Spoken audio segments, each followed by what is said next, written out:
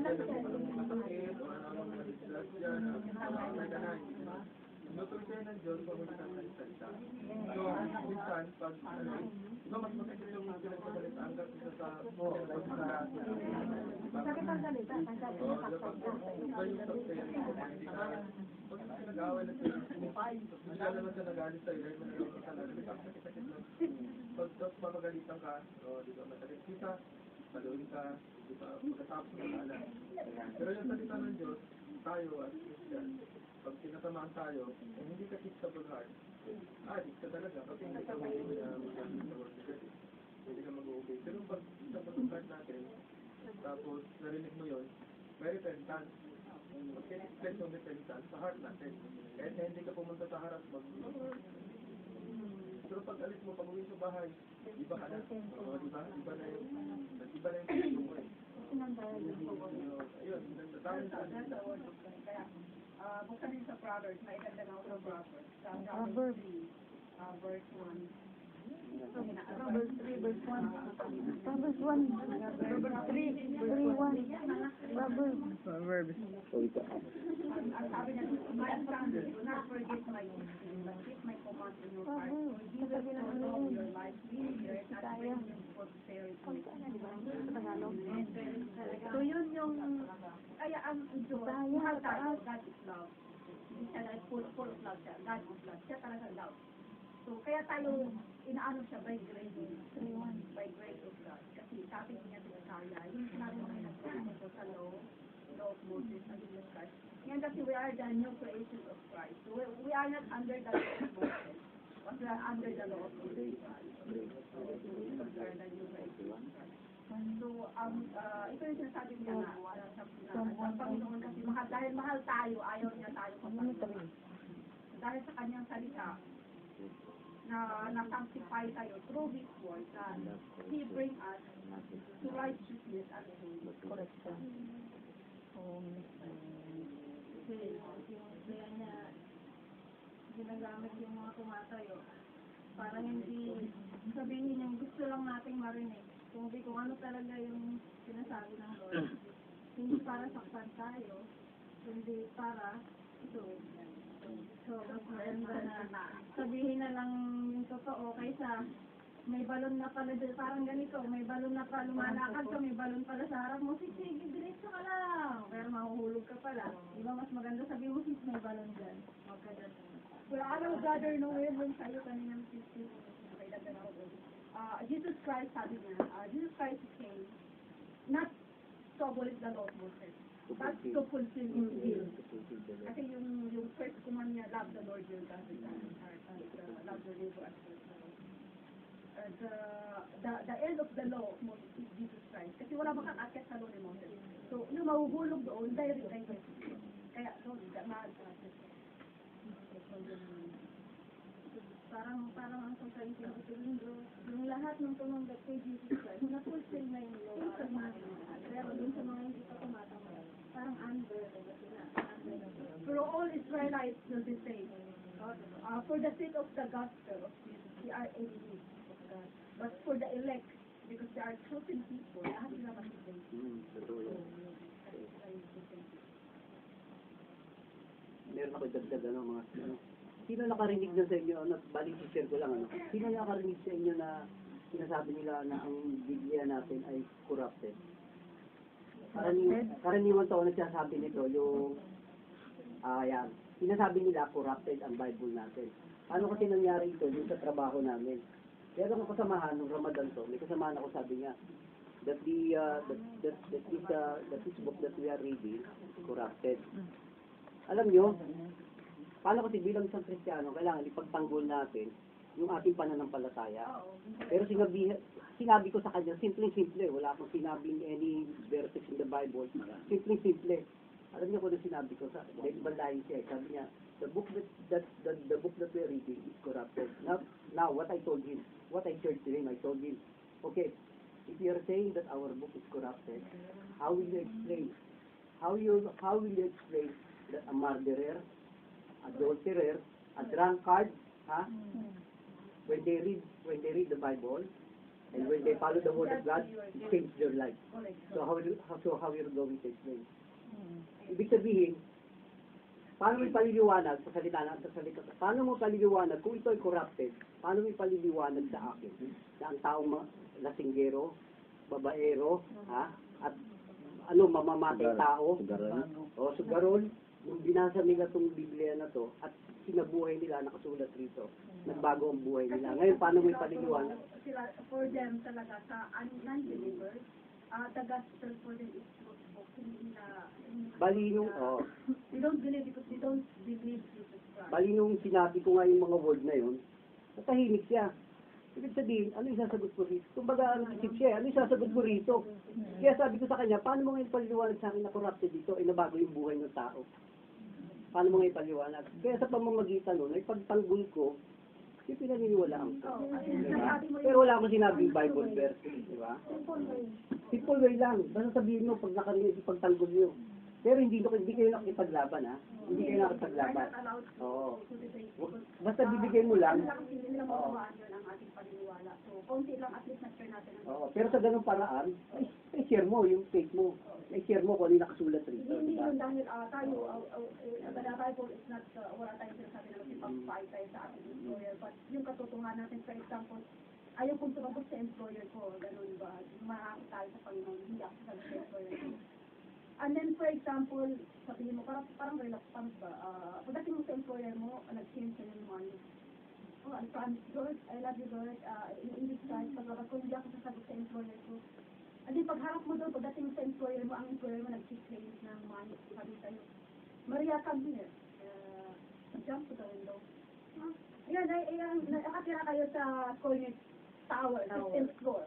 Hindi, nangako ka sa Panginoon, hindi ka sa employer. Sasagot ka sa employer.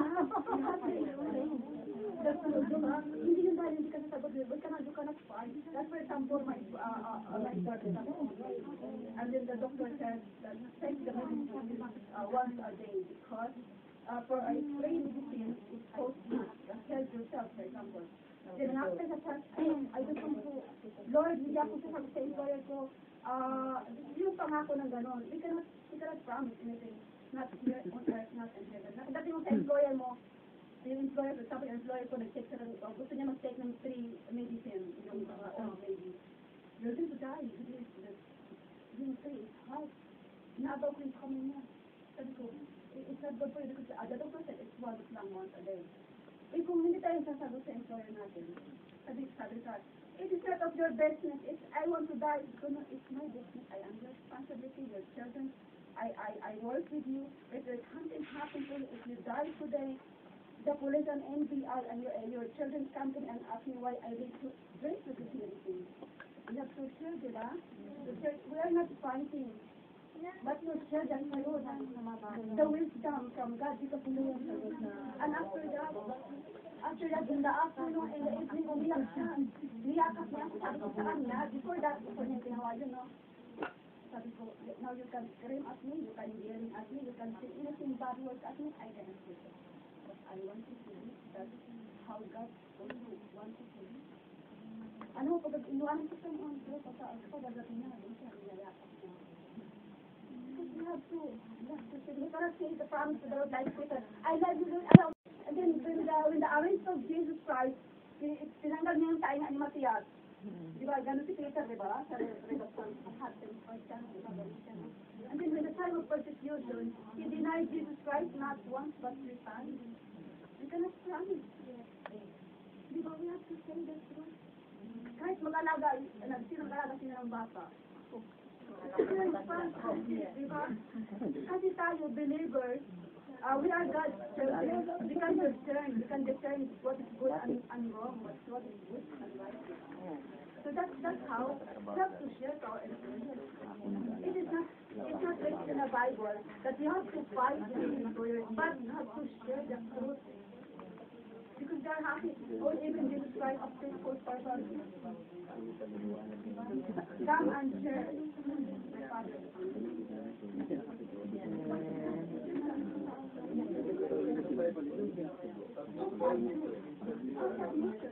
Sabi ng submission, mag-submit ka dun sa employer, master ban, gano'n. Submission. Ibig sabihin ng submission is, kailangan mo yun, kailangan mag-submit ka sa kanya. Kasi sa employer mo, yung submission na yun, hindi ko sabihin kung ano gagawin niya. Susundin mo lahat. Ibig sabihin, ang submission na, merong in-earn yung submission na yun. Yung pag sinabi mo sa kanya, i-earn. Kung mag-listen out ka, pwede ka mag-listen out. For the good. Example, sinabi sa'yo na, ano kung nag-take nito, nag-practice nito, gusto ka, look. It hurt you. So, yung submission na, it's submission for good.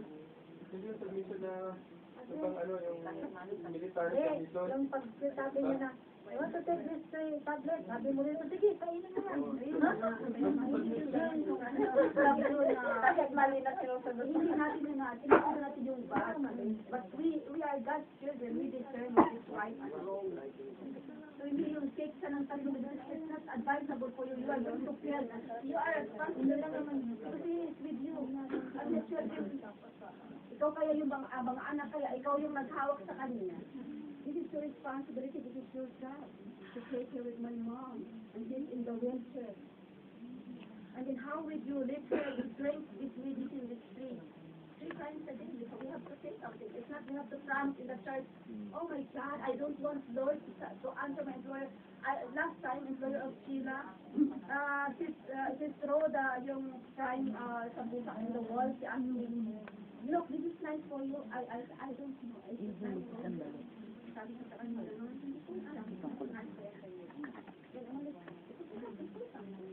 and then the employer tells you, you have to eat a bowl for 1 week. I don't have food for you. And then, you have diarrhea. Wala akong kinain. Madam, even if you can give me a rice with salt, it's okay for me, but I don't eat this for the rest of the week. We have to share. Madam, I'm not with you. Noodles, maybe. Sorry, kaya tinanggap natin siya. Pinadalaga mo yung spirit, ang Holy Spirit, sa atin. Kaya nagkaroon tayo ng wisdom. Yes. We can discern. Kasi we can discern what is right and good. We cannot promise in the Lord. It's an example. The wisdom is last Friday, ako talaga pag-service natin, obvious sa employer yung telephone nila para sa akin. Ngayon, siguro nag-disappoint sila kasi contact sila ng contact off. Sabi ko, after the service, double time and everything. Okay, and then, aalis tayo after, siguro gabi na. So, nasa bus ako, ayaw ko mag-listen out. Kasi maraming tao. Sabi niya, isang Pilipino na kami. Ay, huwag ka na magpakita. Kasi, awful, di ba? Huwag ka na magpakita. Sabi ko, hindi. Kasi, alam na nila kailangan kong magpakita para malalaman nila ang side nila. Kasi tayo Kristiyano, we have authority and we have rights. Sabi sa kanya, we are a head, not a tail. So, a word, pag nasa right ka, you have to stay in your right. Bilang ako, sabi ko sa kanila, kailangan kong magpakita at sasabihin ko sa kanila yung part ko. So, nung dumating ko, sabi ng babae, Muelo. sabi lang ko, huwag ka na magpakita, di ko kung madami ang kaya mo. Kailangan malalaman nila ang part natin. Yung na, sige, sabihin ko.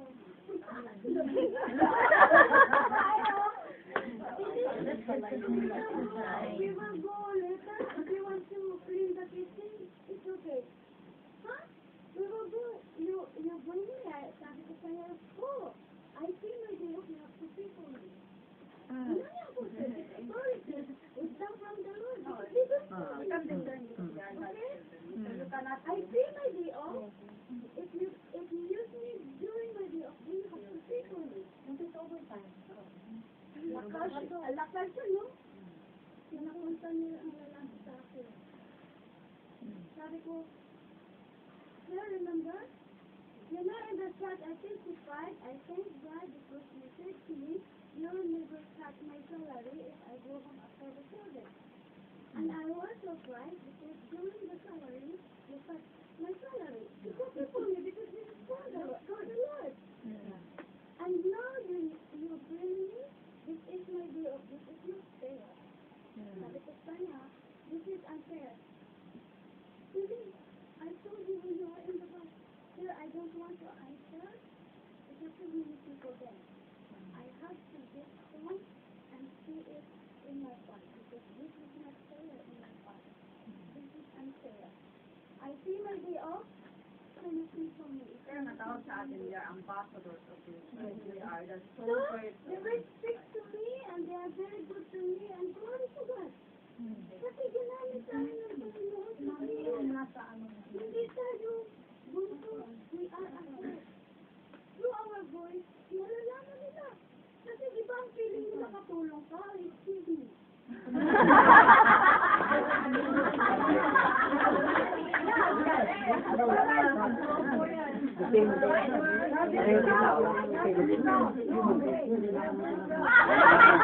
Laban natin yan. Ito yung human being. Katulong, director naman ang mga ano natin sa Pilipinas, ang tao. Ano namin dahil yun, I sacrifice myself for the sake of God. But if you use me during my day of day, you have to pay because I pay this day of day. For that word you share for them how God is in your life. Hindi magbayad sila. Dapat pala Oh,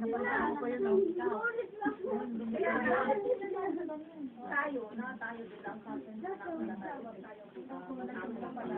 pero dadaanin niyo sa dahan-dahan ha. Biglain. Mamaya eh, pagalitan naman kayo. Madikot na lang ng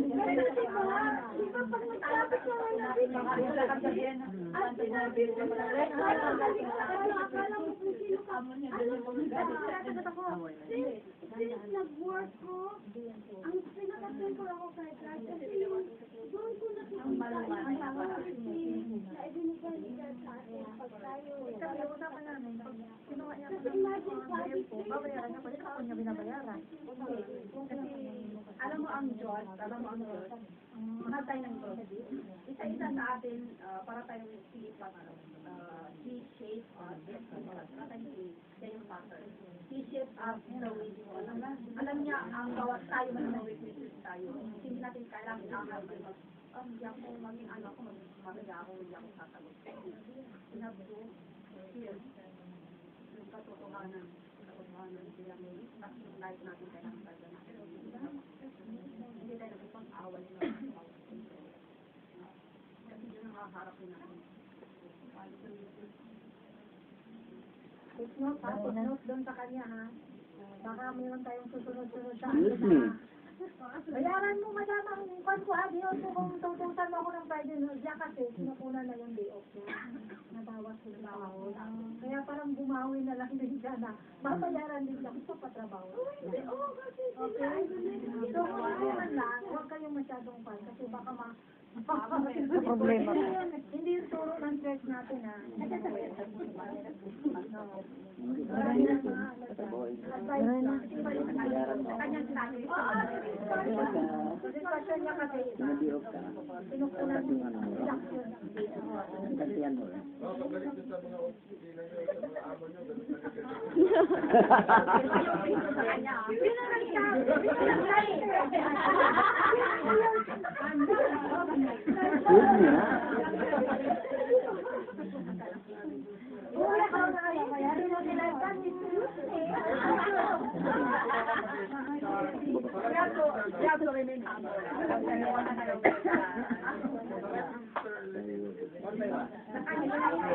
na ano niya yun, na-experience niya yun. Last So, word. kung natin subukan. Hindi natin yung turo, ha? Meron kasi tinatawag na all things are permissible but not beneficial. Like, permissible lahat na bagay pwede mo gawin, pero hindi lahat beneficial na imply makakabili sa'yo o sa iba. Baka makasigat na. Kasi may mga amo na lalo talaga yung exceptional.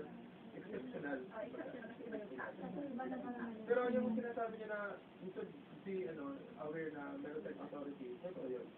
At sa inyo, huwag nyo lang i-vocal. Parang si Joseph, Hindi yung basta lang sira ka ng sira. nag-vocal si Joseph, sabi niya sa mga kapatid niya, alam nyo, balang araw, magbabaw doon kayo sa akin. Sabi niya, diba? Joseph, sabi niya, yung mga ano nyo, yung mga dreams nyo, ibig sabihin niya, magbabaw doon kayo lahat sa akin. In the future, magbabaw doon. So, nagalit yung mga niya, yung brother niya. Huwag yung gawin nga na nagbukas yung sabi. Yung God yun, kasi ang authority natin, hindi naman ba by how you speak, but by behind, by the spirit behind. Pag-control natin. Natin yung authority. Alam mo ba yung mga ganun? Yun yun, madadala nga. Kaya po hindi daw. Pag nag-speak kayo ng ganun,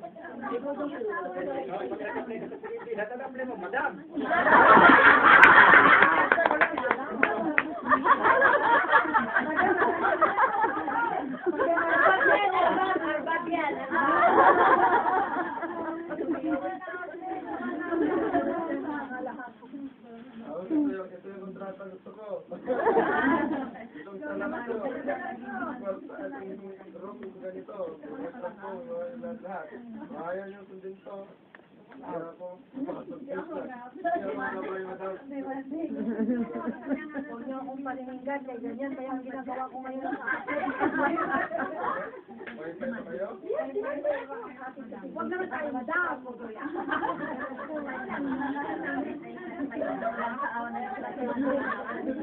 Pero madam, talaga ako kaya ako na kumakala. Okay. Okay.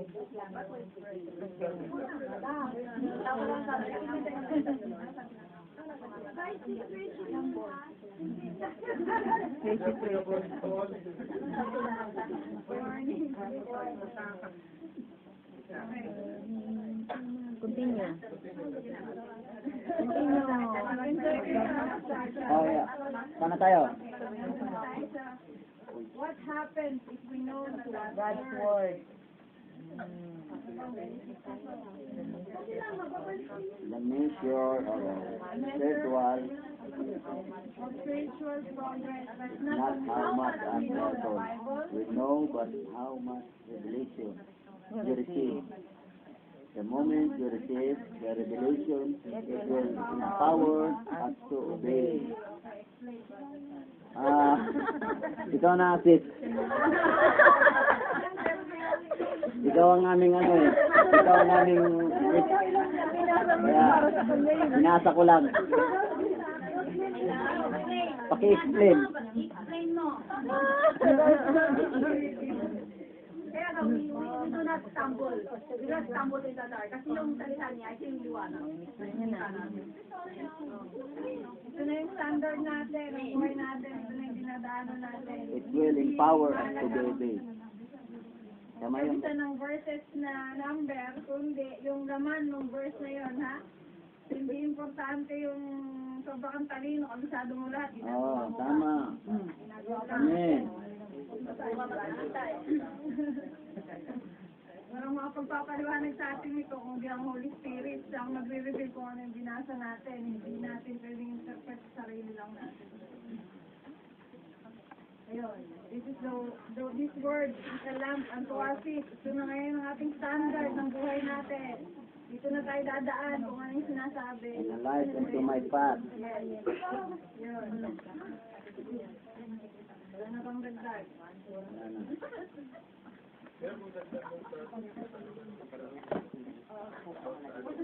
Yung question eh. Kanina?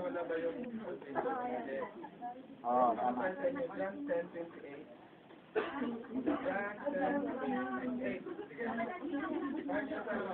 So, mga dito, tingnan niyo yung John 10:28. Wala na. Sabi dito sa John 10:28, and I give them eternal life, and they shall never ever perish, and not anyone shall pluck them out of my hand. My Father who gave them to me is greater than all, and no one is able to pluck them out of my Father's hand. So, yun. Ibig sabihin, sabi dito, no one can pluck them out of my Father's hand. Sabi na iba, paano bro kung siya mismo yung tatalon dun sa Father's hand? Diba? Sabi, ako mismo yung tatalon. Ako mismo yung tatalon dun sa sinasabi mong Father's hand.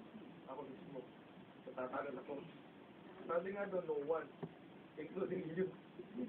Kahit ikaw mismo, hindi ka pwedeng tumalon. No one nga eh. Kaya, kahit sabihin mo na, gusto mong tumalon, hindi ka makatalon. So bad for you. Pag naging Christian ka, hindi na mawawala yung pagiging anak ng Diyos sa'yo. And yung salvation is nasa iyo na. Pero, pag ikaw ay talagang hindi anak ng Diyos, na nasa-church ka lang, parang hindi ka sa church, yung purpose mo yung pagkasin ka lang gano'n. Pero walang totoong transformation, walang totoong repentance. Pag nawala ka sa church, wala ka sa Panginoon, ibig sabihin hindi ka ligtas. So, mahalaga sa atin lahat na alam natin, by heart, that naligtas tayo, that we are already saved. We know that we are saved. It's not good that you will know after you die. Some people do, after I die, I will know that I will be dead. No, just right now we can know by believing and accepting the Lord Jesus Christ. Wala na yung function na ginawa. No one can pluck them out, including you. Kung nakatanong ka man, hindi sabihin, hindi ka naghanap ng Diyos. Kasi nawala ka. Hindi tayo kailangang mag-burden. Yun yung nakadong. So, may mga taong gano'n, no?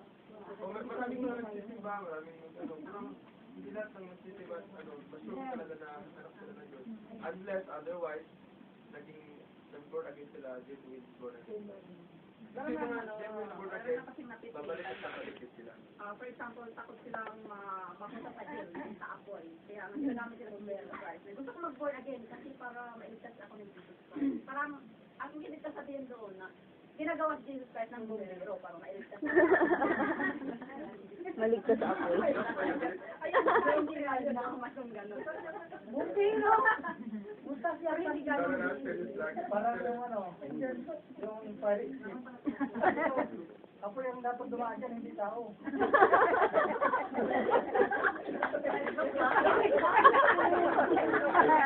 Actually, may tanong no? Kasi, party kaanan yung ako yun.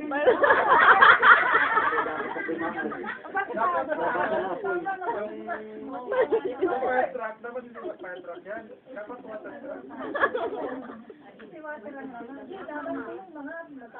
Ayun, brother, just it's your turn. Anong bala mo? I-close muna natin ito bago kayo magkaganyan. Meron pa akong, meron pa akong gustong, yung encouragement din sa mga kapatid, Paano kasi minsan, di ba, pagka may nag-pray, kahit di rito, palagi mo naman may natin ka ng ibang Bible study, di ba? Kahit nakatrain ka sa internet ng mga teaching. Huwag ka basta-basta maniniwala kailangan, i-refer mo muna sa Bible. Paano kasi, paano kasi ang mga Berean, sinuturuan ni Apostol Pablo yan. Ito mga Berean, sa mga ugali kasi ng mga Berean, tumatanggap sila ng mga kaalaman. Nakikinig sila, pakikinggan nila ang mga bagong kaalaman. Pero hindi nila kagad-agad paniniwalaan. Hanggang hindi nila sinasaliksik. Pag nasa diktik nila na tama, sa kanila tatanggapin. Ito lang sa akin, bro, for me, I will not allow, for my, because we have even guidance. We need guidance from the Lord. We don't need anything or from anyone wisdom, but from the Lord wisdom. That's why, how many times is in a church na I will not let anyone to focus on the internet. Kasi yung wisdom talaga na kailangan natin is from the Lord. So yun talaga, we need to feed His word from the Bible to meditate. Hindi yung sa ano. Nandit yan din sa internet, mayroon din dyan kasi, pero we don't know, for example, meron akong i-share, pero hindi naman ako nag-discriminate. Because this is the word of God. Everyone believes Jesus Christ and then there is the grace of God. We have preachers worldwide, marami, di ba? If we heard, if we focus in the internet, for example, we don't know this person, where they live, maybe in America or something, how they live their spiritual life in their home. Maybe they are not living with the fruit of the Spirit. I don't want to judge really, but I really don't focus with this internet. I like to focus to meditate the word of God from the wisdom of God, even the guidance. That's the reason why I always encourage all of you in ACM that we do not focus in the internet. Kasi maraming nagpipreach, we don't know these people around the world, maraming anti-Christ. Actually, malalaman mo siya according to the But we can make it. Ano naramdaman mo yan? Sa revelation. Pero mga sister, ano, katulad nung nirekomenda ni Brother Joseph Prince, ang turo niya puro grace. Talagang mararamdaman mo na tama yung tinuturo niya. Pag-isipan mo na tama yung tinuturo niya na, paano kasi si Joseph Prince, ang nagturo na itong panahon natin ito, uunahin ko muna, atras muna ako, no? Sinabi ni Brother Jules, ang Bible natin, binubuo ng New Testament at Old Testament. Di ba? Old Testament, puro prophecy yan. Pagdating ng Panginoong Isus, yung first 4 book, that is the revelation, yun ang, hindi, yun ang naging kasagutan doon sa prophecy ng Old Testament, yung first 4 book na yun. Ngayon, pagdating rito sa mga sulat ni Apostol Pablo, ito na yung revelation. Kaya tama yung pagkakasunod-sunod ng Bible, prophecy, pagkatapos yung kasagutan doon sa prophecy, tapos pagdating ng Apostol Pablo, revelation. Ngayon, itong si Pastor Joseph Prince, taga Singapore siya. Nirekomenda ni Brother Jules at pinakinggan ko siya. Talagang ma-amaze ka sa mga turo niya dahil sa kanya lang nanggaling, nababasa-basa ko na noon yun na dati hindi ko related yung sinasabi sa Bible na sinabi na pang I came to fulfill the law. Hindi ko maintindihan yun. Sabi ko, bakit I came to fulfill the law? Tapos may mga nababasa pa ako na we should na, dapat ihiwalay natin ang sarili natin sa law. Dapat narito na tayo under the grace of God. Pero sa kanya ko narinig at itinuro niya talaga ng malinaw. Dapat narito na tayo under the grace of God. Under the grace of God. Kaya tinuturo ni Brother Jules. Sa akin, naroon yung talagang naramdaman ko na we should live under the grace of God. Paano kasi pag sumunod tayo under the law, anong mangyayari? Condemnation. Paano kasi ano sinasabi ron sa law? Thou shall not, puro thou shall not. Diba? Thou shall not, puro thou shall not. Kaya ang the end of the law is Jesus Christ. Anong kabayaran doon sa law na yun? Pag hindi mo nasunod ang law, anong kabayaran? Condemnation. Condemnation ng kabayaran pag hindi mo nasunod ang law. Kita niyo, ha? Yung babaeng babatuhin? Dahil nakita siya sa pangangalu niya, babatuhin siya. Ha? Yes, iniharap siya sa Panginoon Diyos. Ano sabi ng mga Pariseo? Nahuli siya sa pangangalo niya. Paano kasi they are under the law? They are under the law. Sinusunod nila ang law. Tingnan niyo kaibahan ng law sa Grace, ha? Sabi ng mga Pariseo, nahuli siya dahil sa pangangalo niya because they were under the law. Pero ano ginawa ng Panginoon Diyos? Hindi niya pwede sabihin sa babae na, alam mo, sinabi ng Panginoon sa babae, yan, kasala ka kasi. Ibig sabihin, mawawala yung grasya. Mawawala yung purpose niya na ipapako sa krus para tayo maligtas. Mawawala yun. Mapupunta siya sa grace, sa law. Ngayon, ano sabi ng Panginoon Jesus? Parang sinasabi ng Panginoon Jesus ganito, ibinalikan niya ngayon yung mga pariseo.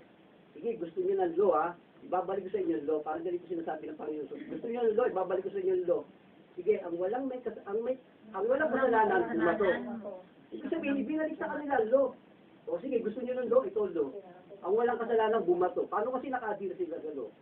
Ha? O, di walang bumato. Dahil lahat sila makasalanan eh. Ngayon, dito ngayon pumasok ang grace of God. Ano sabi ng Panginoon Jesus doon? Sa babaeng nagkasala.